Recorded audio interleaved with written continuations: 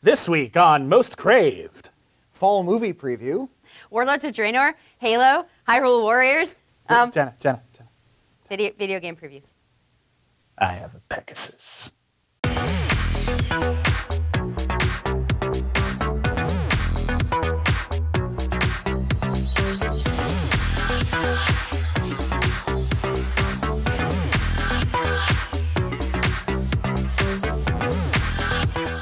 Hello, everybody. Welcome back to Most Craved. I'm William Bibiani with Crave Online. I'm Whitney Seibold, also with Crave Online. I'm Jenna Bush with Legion of Leia. And we're going to talk about your fall entertainment options on this week's episode of Most Craved. Got a lot of great movies and video games and some TV coming up. Whitney, fall is when the Oscar season starts coming together. Is there anything you're really looking forward to? It kind of starts half in earnest. The Christmas season is Oscar season. Yeah. Okay. But David Fincher has a new movie coming out in October. It's called Gone Girl, based on the famous book by Gillian Flynn.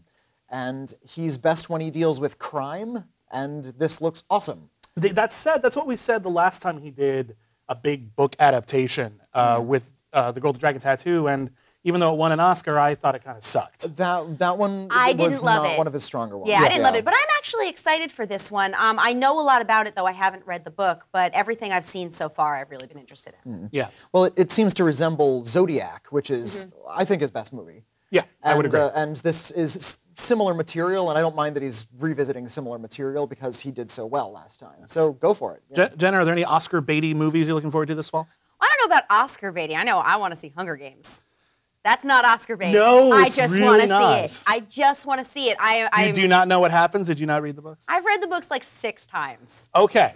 Doesn't matter. I just want to see it on the screen. All right, now they're cutting this one in half, though. So, like, is this going to be like the Deathly Hallows, where like there's a lot of really depressing camping out in the woods for like 2 hours, and then all the good stuff will be in the next movie? Well, I don't want to give anything away. Is there an organic like cutoff point in the third book? It makes sense to me. I don't know that there's necessarily an organic cutoff point, but it is very, very possible to split this one.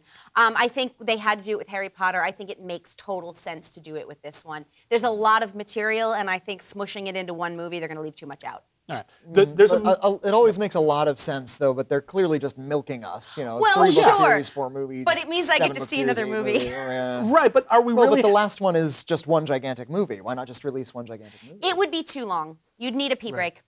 Well, put in an intermission. Put in an intermission. What's wrong? Just release a 4-hour film. That's I'd be totally fine with that. But I think to do turnover in the theaters, you probably. Well, yeah. Right. Yeah. Right. I don't know. Like we're talking about like, oh, wouldn't it be great that there's going to be more and more Hunger Games? And yet I think we're all bemoaning the fact that there's going to be this much more Hobbit.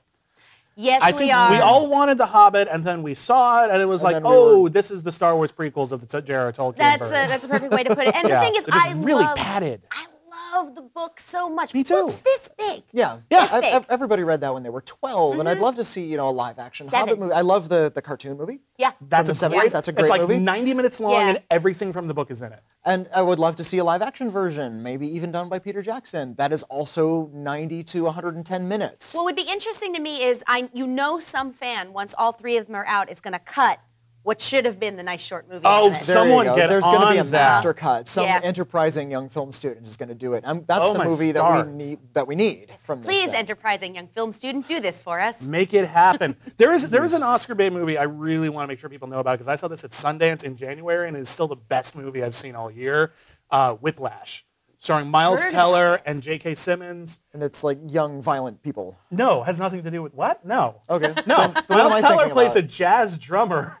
And J.K. Simmons is his like dictatorial. He's like a cross between R. Lee Ermey in Full Metal Jacket and like Salieri in Amadeus. One of my favorite movies of all time. Yeah, J.K. Simmons is I swear it's going to be a crime if he doesn't get an Oscar nomination for it. It really wowed me, and I want to say the other movie I think I'm really looking forward to is Atlas Shrugged Part 3, Who is John Galt? The conclusion I think it's just called Who is John Galt? They're not even calling it Atlas Shrugged anymore. They don't want to discourage people because this movie, regardless of however important the book may be, the movies are so badly made. They're incompetent and preachy and hurt me. In a weird way wonderful to watch. Has nothing to do with the message. They're just badly acted and written and shot, and it's just amazing. And they've changed the cast every time. We have a new cast each time. time. There's something to be said for hate watching. Yeah, absolutely. Jenna, tell us about some of the video games we got coming up. Okay, well, Destiny is the huge one. This has been they've been working on this for 10 years. It's going to be the biggest launch, I think, of all time. I'm really, really excited for it. I may not leave my house again. I'm trying to remember other games that we waited like 10 years for, and all I can think of is like Duke Nukem 3D. This may be slightly different from that game. I really hope it is. I do too. No, with this, I mean, the previews for this have been amazing. This is an original game. It's not a franchise. Right, or right. anything. And I got a chance to check out the beta, which was so cool. Sorry. I'm a little obsessed with the games. Hyrule Warriors, I'm really excited about. You actually get to play as Zelda. So obviously this is a fighting game set in the world of The Legend of Zelda, which is one of my favorite games of all time. Now, how are they justifying that? Are they like, okay, everyone, we're going to take a break from fighting canon. We're just going to have a nice little fighting tournament, and whoever wins gets to throw a chicken. Sure. Oh, you have to be able to throw a chicken. The prize. That's got to be a great one. That would be the prize. Interactive environments, throw the chicken. You hit the right combination of buttons. It's like the chicken attack. Yeah, I know. That's the secret one. Poor chickens. I was turned into a chicken last night in World of Warcraft, which brings me to Warlords of Draenor, which is the next expansion for World of Warcraft, and I am really excited. So if you hear me muttering about orcs starting in November, that is why. It's just going to be Jenna Bush just wandering around the streets going, orcs. Orcs. Like, well, that's Bastard not actually orcs. different than now.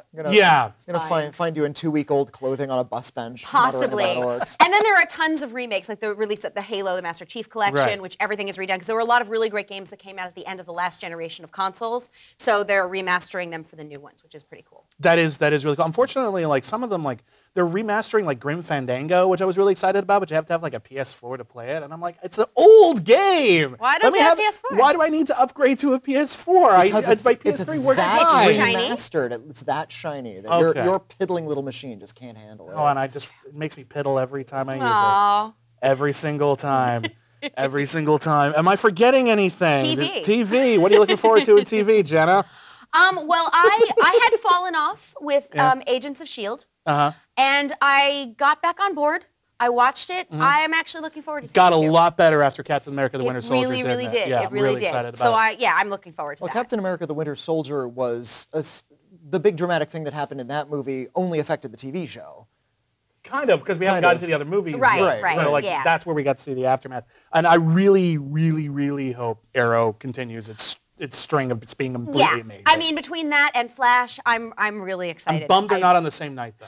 I am too, actually. kinda I'd like crap. to watch them back to Yeah. back. I know there will be a number of crossovers. There's at Exactly. least 2 episodes that I know. I could be wrong. There could be more, but I know of 2. All right. But yeah, I'm excited for that too. That's it for Most Craved. Hey, everybody. Thank you for watching. We'll see you next week with more stuff to talk about in an entertainment capacity.